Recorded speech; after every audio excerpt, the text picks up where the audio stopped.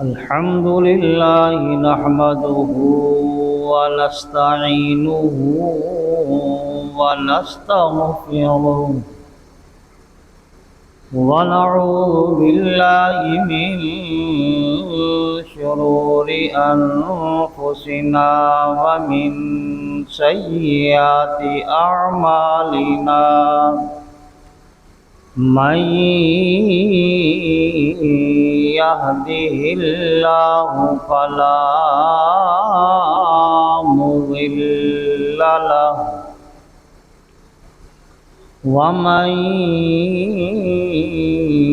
يضلله فلا هادي له ونشهد أن لا إله إلا الله وحده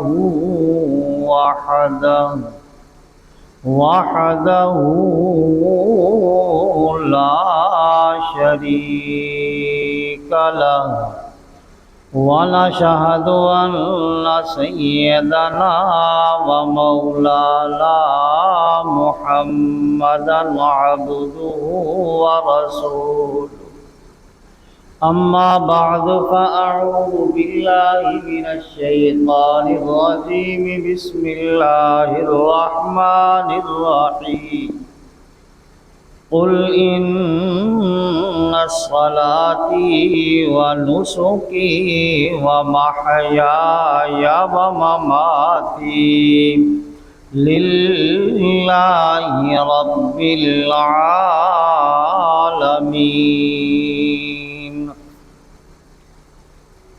لا شريك له وبذلك أمرت وأنا أول المسلمين صدق الله مولانا العظيم وصدق رسوله النبي الكريم الأمين ونحن على ذلك لمن الشاهدين والشاكرين والحمد لله رب العالمين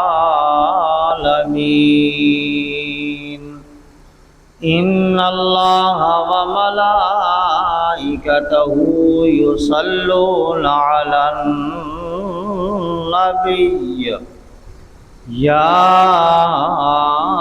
أيها الذين آمنوا صلوا عليه وسلموا تسلیما۔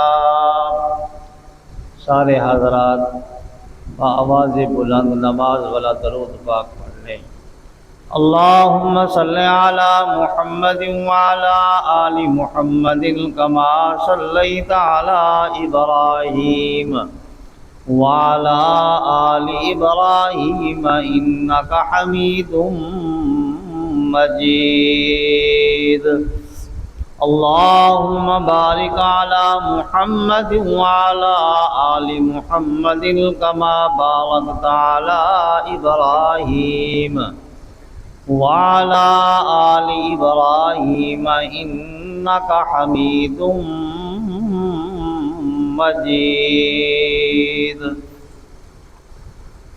يا صاحب الجمال ويا سيد البشر من وجهك المنير لقد نور القمر لا يمكن الثناء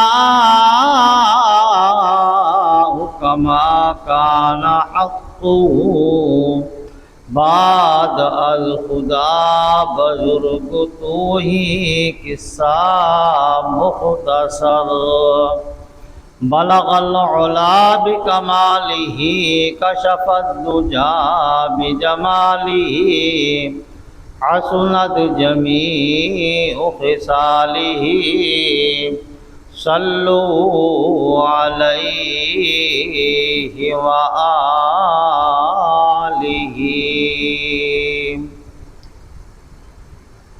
محترم واجب الاحترام واجب القدر بزرگوں، بھائیوں، نوجوان ساتھیوں، الحمدللہ اللہ پاک کا احسان فضل الکرم ہوا کہ اللہ رب العزت نے ہمیں دوبارہ جمعۃ المبارک عطا فرمایا، اور یہ ذی الحجہ کا مہینہ ہے۔ اس مہینہ کے اندر تمام مسلمان جہاں کہیں بھی ہیں حضرت ابراہیم علیہ السلام کی اس قربانی کی یاد کو تازہ کرتے ہیں، اور میں آپ حضرات کے سامنے آج کچھ باتیں عرض کروں گا۔ کچھ دشمنان اسلام قربانی کو فضول و لایانی کہتے ہیں کہ اپنا پیسہ خرچ کرنا اپنے وقت کا ضیاع ہے، کیونکہ دشمنان اسلام ابھی بھی موجود ہیں، ختم نہیں ہوئے۔ اور آج میں آپ حضرات کو قرآن پاک میں سے ثابت کر کے بتاؤں گا کہ اللہ پاک نے قربانی کا حکم قرآن پاک کے اندر بھی فرمایا، اور پھر میرے اور آپ کے آقا لقد کان لکم فی رسول اللہ اسوۃ حسنہ، میرے اور آپ کے پیغمبر محمد رسول اللہ صلی اللہ علیہ وسلم کے طریقے سے بھی یہ ثابت ہے، سنت سے بھی ثابت ہے کہ قربانی حضور صلی اللہ علیہ وسلم نے خود فرمائی ہے، کی ہے۔ اس لیے مسلمان بھی حضور صلی اللہ علیہ وسلم کی اتباع کرتے ہوئے، اللہ پاک کا حکم مانتے ہوئے قربانی کرتے ہیں۔ پھر تیسرا یہ ہے کہ اب جو قربانی نہ کرے وہ کن برکتوں سے، رحمتوں سے محروم ہو جاتا ہے، اور پھر حضور صلی اللہ علیہ وسلم نے ان کے بارے میں کیا فرمایا ہے۔ تو سب سے پہلے بات کہ اللہ رب العزت نے کلام پاک کے اندر جو ارشاد فرمایا کہ قل ان صلاتی و نسکی و محیای و مماتی للہ رب العالمین، اے نبی کہو کہ میری نماز اور میری قربانی اور میرا جینا اور میرا مرنا سب کچھ اللہ رب العالمین کے لیے ہے، جس کا کوئی شریک نہیں، اسی کا مجھے حکم دیا گیا ہے، اور سب سے پہلے سر اطاعت خم کرنے والا میں ہوں، یعنی کہ سب سے پہلے اللہ پاک کا حکم ماننے والا محمد رسول اللہ صلی اللہ علیہ وسلم ہے۔ اور اس نے آ کر پھر آگے امت کو بتایا، کیونکہ نبی ہمیشہ اللہ پاک کا براہ راست شاگرد ہوتا ہے، اس کا کوئی استاد نہیں ہوتا۔ محمد رسول اللہ صلی اللہ علیہ وسلم جب تک اللہ پاک وحی نہ بھیجے اس وقت تک کوئی بات وہ اپنی طرف سے کوئی کہہ نہیں سکتے، کہتے بھی نہیں ہیں۔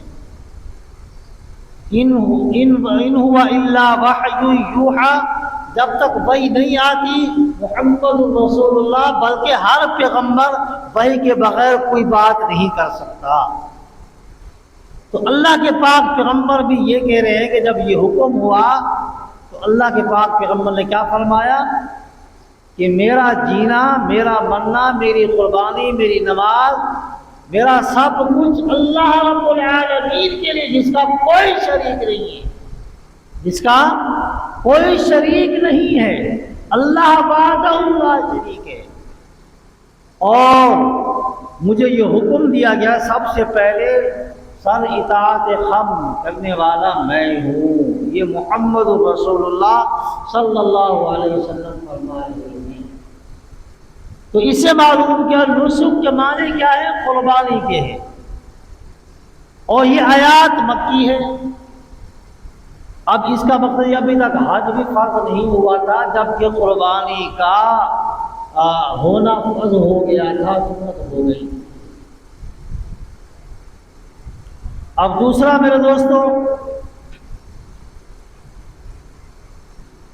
اللہ رب العزت دوسری جگہ پر ارشاد فرمایا قرآن پاک کی آیات کے اندر، فَمَنْ كَانَ مِنْكُمْ مَرِيضًا، او به اذى من رأسه ففدية من صيام او صدقة او نسك۔ تم میں سے جو شخص سفر حج میں بیمار ہو جائے یا اس کے سر میں تکلیف ہو اور وہ سر مڈا لے تو فدیہ میں روزے رکھے یا قربانی کرے۔ فدیہ میں یا روزے رکھے یا صدقہ دے یا قربانی کرے۔ اب یہاں بھی اللہ پاک نے قربانی کا حکم دے دیا قرآن پاک کی آیات میں۔ تیسری آیات اللہ رب العزت نے سورۃ کوثر کے اندر ارشاد فرمایا کہ انا اعطیناک الکوثر فصل لربک وانحر ان شانئک هو الابتر۔ اب میرے دوستو یہ بتائیں کہ انا شانئک هو الابتر، انا اعطیناک الکوثر، اس کے اندر تو یہ فرمایا کہ اے میرے محبوب ہم نے آپ کو کوثر عطا فرمایا۔ انا اعطیناک الکوثر، ہم نے آپ کو کوثر عطا فرمایا۔ فصل لربک وانحر، تو اللہ کے راستے میں قربانی کر۔ اب عربی زبان کے اندر جتنے بھی تفسیریں آئی ہیں یا ترجمہ قرآن پاک آئے ہیں، حتیٰ کہ مولانا اشرف علی تھانوی، محمود رسن دیوبندی اور اسی طریقے سے اور شاہ رفیع الدین شاہ عبدالعزیز محدث دہلوی رحمۃ اللہ علیہ نے بھی نہر کے معنی قربانی کے ہی کیے ہیں۔ اب عربی زبان کے اندر اگر آپ کسی کو کہیں گے نا کہ آج نہر کیا ہے کسی نے، تو اور دوسری بات وہ کوئی نہیں سمجھے گا، وہ یہی کہے گا کہ نہر کے معنی قربانی کے ہی ہے، کسی بندے نے آج قربانی کی ہے، کسی نے آج قربانی ہی کی ہے۔ یوں نہیں سمجھے گا کہ اس نے آج سیدھے ہاتھ کے اوپر الٹا ہاتھ رکھ کر نماز پڑھی، وہ اس میں یہ ترجمہ نہیں کرے گا۔ اگر آپ کہیں گے نہر تو وہ کہے گا کس نے قربانی کی ہے۔ عربی زبان کے اندر جب بھی آپ بولیں گے تو وہ یہی الفاظ سمجھیں گے کہ آج کسی نے قربانی کی ہے، نہر کیا ہے۔ فصلی لربک وانحر، اے میرے محبوب اللہ کے راستے میں قربانی کر۔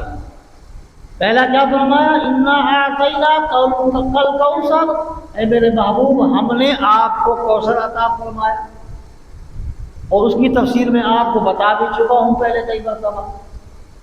تو میرے دوستو اس کے بعد اب قرآن سے تو یہ بات ثابت ہو گئی، قرآن سے یہ بات ثابت ہو گئی کہ قربانی ایجاد بندہ نہیں ہے، اللہ پاک کا حکم ہے۔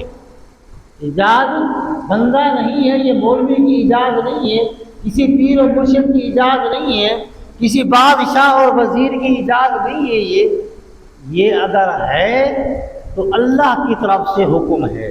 ہاں اب اس قربانی کا حکم تو مل گیا، اب محمد الرسول اللہ صلی اللہ علیہ وسلم نے اس کا طریقہ بتلایا ہے، اس کا ہمیں طریقہ بتلایا کہ کرنا کس طریقے سے۔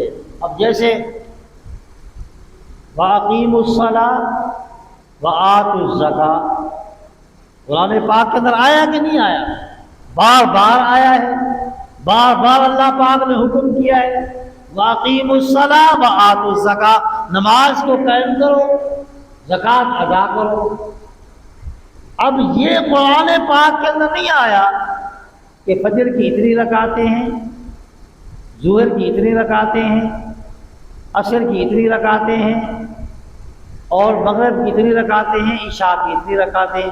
یہ رکعتیں اگر ہم دیکھیں گے تو محمد رسول اللہ صلی اللہ علیہ وسلم کے لائے ہوئے دین کے اندر دیکھیں گے کہ وہاں ہمیں پتہ چلے گا کہ فجر کی نماز ہے اس وقت شروع ہوگی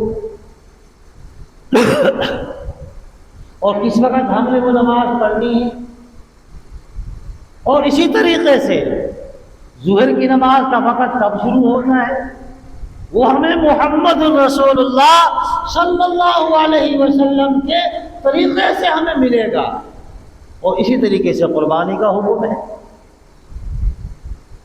اللہ رب العزت نے قرآن پاک کے اندر فرما دیا کہ قربانی کرو۔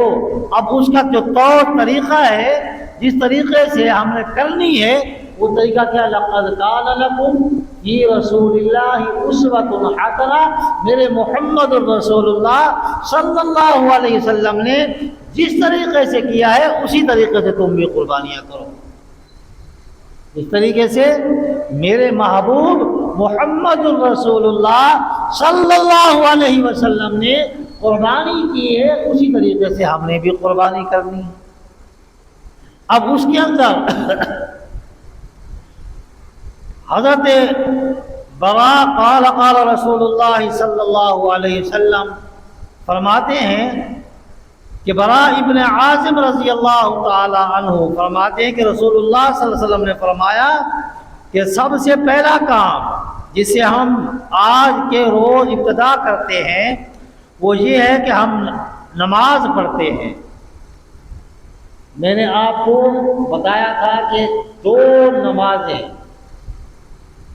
عید الفطر اور عید الاضحیٰ، ان کی نیت بھی ایسے ہی ہے۔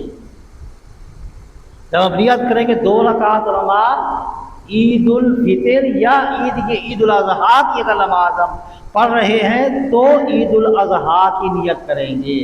نماز ایک جیسی دونوں عیدوں کی، جیسے اس کے اندر 6 تکبیریں ہیں، اس کے اندر بھی 6 تکبیریں ہیں،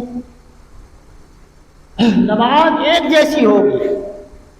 فرق نیت کے اندر ہے کہ ہم وہاں پر ہم نے نام لیا تھا عید الفطر اور یہاں ہم عید الاضحیٰ کا نام لیں گے۔ حضور صلی اللہ علیہ وسلم فرما رہے ہیں، حضرت برا بن عازم رضی اللہ تعالی عنہ فرماتے ہیں اس دن یعنی کہ قربانی کے دن ہم سب سے پہلا کام جو کرتے ہیں وہ کیا ہے کہ ہم نماز پڑھتے ہیں۔ ہم کیا کرتے ہیں؟ نماز پڑھتے ہیں، 2 رکعت نماز عید الاضحیٰ کی ادا کرتے ہیں، اور اس کے بعد پھر ہم جا کر اپنے قربانی کے جانوروں کو ذبح کرتے ہیں۔ یہ طریقہ ہے حضور صلی اللہ علیہ وسلم والا۔ یہ طریقہ کس کا ہے؟ حضور صلی اللہ علیہ وسلم کا طریقہ کیا ہے کہ پہلے 2 رکعت نماز عید الاضحیٰ پڑھیں گے اور اس کے بعد جا کر قربانی کے جانور کو ذبح کریں گے۔ اگر جس نے یہ طریقہ اختیار نہیں کیا، جس نے یہ طریقہ اختیار نہیں کیا، عید الاضحیٰ سے پہلے اپنے جانور کو ذبح کر دیا، محض اس نے سنت پر عمل نہیں کیا، اس کی قربانی نہیں ہوئی، اس نے محض اپنے گھر والوں کو گوشت مہیا کیا، سو ان کو مل گیا۔ اگر اس نے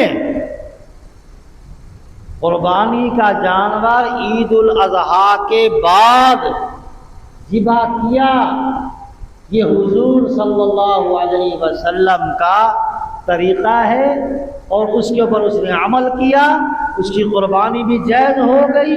اللہ پاک جیسے کہ فرماتے ہیں کہ عید کے قربانی کے جانور کے ایک ایک بال کے بدلے میں اللہ رب العزت آپ کو اس کا اجر و ثواب عطا فرمائے گا، اور یہ جنت کی سواریاں بھی ہیں۔ کیا ہے؟ جنت کی سواریاں بھی ہیں، ان کے اوپر بیٹھ کر ہمیں جنت میں بھی جانا ہے۔ جس نے حضور صلی اللہ علیہ وسلم کے طریقے کا الٹ کیا، سو اس نے اپنے گھر والوں کو گوشت مہیا کر دیا، ان کو گوشت مل گیا، قربانی کا ثواب ان کو نہیں ملے گا۔ اب دوسری حدیث، جس نے نماز کے بعد ذبح کیا، اس کی قربانی پوری ہوئی، اس نے مسلمانوں کا طریقہ پا لیا، یعنی کہ جس نے عید الاضحیٰ کی نماز پڑھی، عید الاضحیٰ کے خطبے کے اندر شامل ہوا، اور اس نے کیا کیا؟ مسلمانوں کا طریقہ پا لیا۔ اور جس نے یہ طریقہ نہیں کیا، من تشبہ بقوم فہو منہم، جو دوسری قوموں کا طریقہ اختیار کرے گا قیامت کے دن اسی کے ساتھ اٹھایا جائے گا۔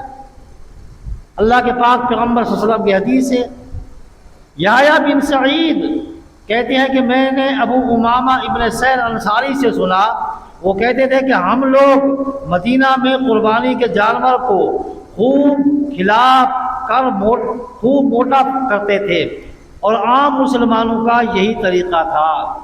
میرے دوستوں اور بزرگوں، یہ بھی ایک حدیث کے اندر لفظ آئے ہیں، حدیث کے اندر آیا ہے کہ اپنے قربانی کے جانور کو خوب موٹا تازہ کرو، خوب کھلاؤ، پیار کرو، محبت کرو ان سے، خوب پیار اور محبت سے اس کو پالو، اس کی دیکھ بھال کرو، اس کی صفائی ستھرائی کا خیال کرو، اس کو نہلاؤ، اس کو دھلاؤ۔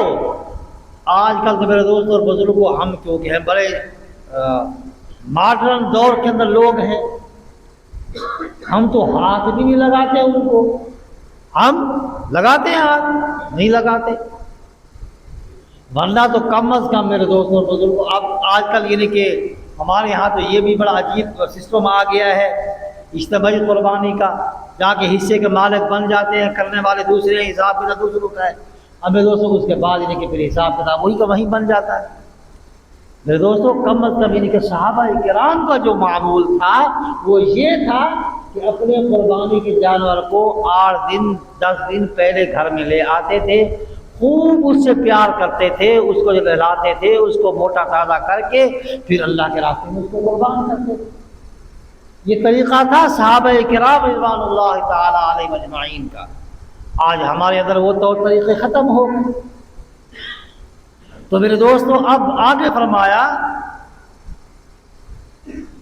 کہ اب ہمیں چاہیے کہ ہم بھی اپنا جانور گھر کے اندر لے آئیں اور اس کو خوب کھلائیں پلائیں، پیار محبت اس سے رکھیں، تاکہ اس کے قربانی والے دن کم از کم دل کو کچھ تو جھٹکا لگے کہ ہاں ہم قربانی کا جانور لائے تھے، یار بڑا مجھ سے پیار تھا، بڑی محبت تھی، بڑی جناب دل لگی تھی میری اس کے ساتھ، اور وہ اس کو پھر ذبح کرتے پتہ چلتا ہے۔ تو میرے دوست اور بزرگوں یہ تو تھا۔ حضرت اماں عائشہ صدیقہ رضی اللہ تعالی عنہا بھی فرماتی ہیں کہ قربانی کے گوشت کو ہم جو بچ جاتا تھا اس کو نمک لگا کر سکھا کر رکھ دیتے تھے، بعد میں اس کو استعمال کرتے رہتے تھے۔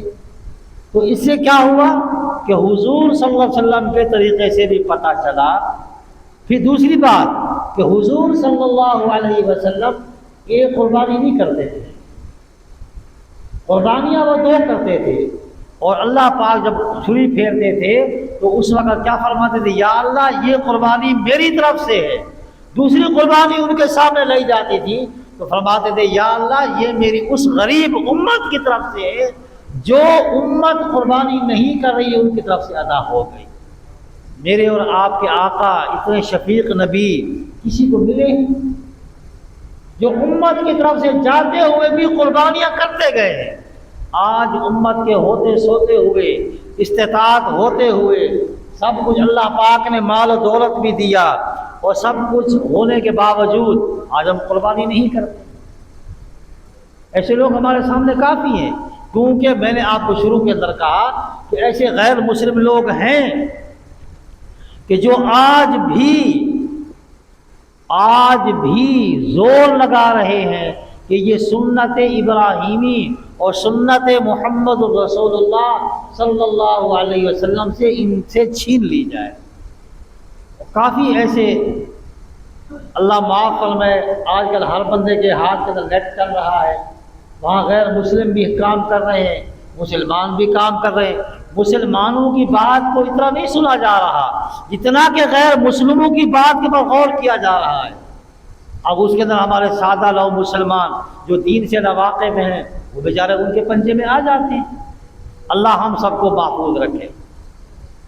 دوسرا میں حضرت ابی ہریرہ رضی اللہ تعالی عنہ فرماتے ہیں، ارشاد فرماتے کہ رسول اللہ صلی اللہ علیہ وسلم نے ارشاد فرمایا کہ جو شخص استطاعت رکھتا ہو اور قربانی نہ کرے وہ ہماری عیدگاہ میں بھی نہ آئے۔ آج ہم سال کے بعد قربانی نہیں کرتے، استطاعت بھی ہے، پیسہ بھی ہے، مال و دولت بھی ہے، قربانی واجب ہے اس کے اوپر، قربانی نہیں کرتا، تو اللہ کے پاک پیغمبر صلی اللہ علیہ وسلم فرماتے ہیں اگر وہ پھر اگر قربانی استطاعت ہونے کے ناطے نہیں کرتا تو ہماری عیدگاہ کے اندر بھی نہ آئے۔ کتنے سخت الفاظ ہیں میرے دوستو، آج ہم اس کے اوپر غور کریں۔ اللہ پاک نے اگر آپ کو ایسا استطاعت عطا کی ہے تو آپ اس قربانی کو رد نہ کریں، قربانی کرنے کی کوشش کریں۔ اور پھر بھی تو قربانی کرنے والا کیا ہے کہ اللہ رب العزت، میں نے جیسے آپ کو ابھی کہا کہ ایک جنت کی سواریاں بھی ہیں، اللہ رب العزت کی ذات ایک ایک بال کے بدلے میں اس کو ثواب عطا فرماتا ہے۔ اللہ پاک سے دعا کریں کہ اللہ رب العزت مجھے اور آپ کو تمام مسلمانوں کو قربانیاں کرنے کی توفیق عطا فرمائے۔ جو حضرات قربانیاں کر رہے ہیں اللہ پاک ان کی قربانیوں کو اپنی بارگاہ بے نیازی میں قبول اور منظور فرمائے، جو نہیں کر اللہ پاک ان کو کرنے کی توفیق عطا فرمائے۔ وآخر دعوانا ان الحمد للہ رب